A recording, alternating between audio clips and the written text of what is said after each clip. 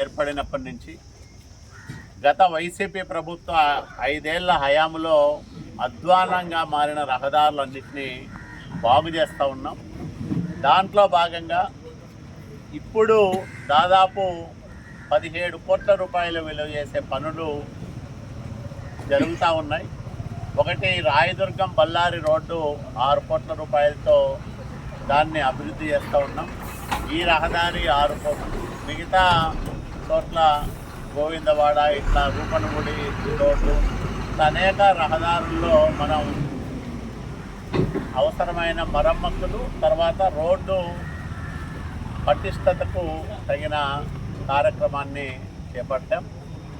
చంద్రబాబు నాయుడు గారు ఆర్థికంగా ఎన్ని ఇబ్బందులున్నా ప్రజల సౌకర్యాలు మెరుగుపరచాలా, రవాణా వ్యవస్థ సాఫీగా సాగే విధంగా రోడ్లను ఆ ప్రమాణాలకు ధీటుగా నిలపాలనే ఉద్దేశంతో విరివిగా నిధులు ఇస్తూ ఉన్నారు.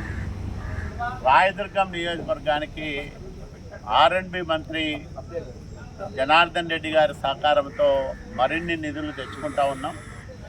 ఈ మధ్యనే రాయదుర్గం వచ్చినప్పుడు కూడా ఇంకా మరిన్ని రోడ్లు మీ నియోజకవర్గానికి మంజూరు చేస్తానని హామీ ఇచ్చారు. ముఖ్యమంత్రి గారు నేమకల్లుకు వచ్చిన సందర్భంలో కూడా ఈ రహదారుల విషయంలో పలు హామీలు ఉన్నాయి. వీటన్నిటినీ దశల వారీగా చేపట్టి పూర్తి చేయడానికి తగిన చర్యలు తీసుకుంటూ ఉన్నాం.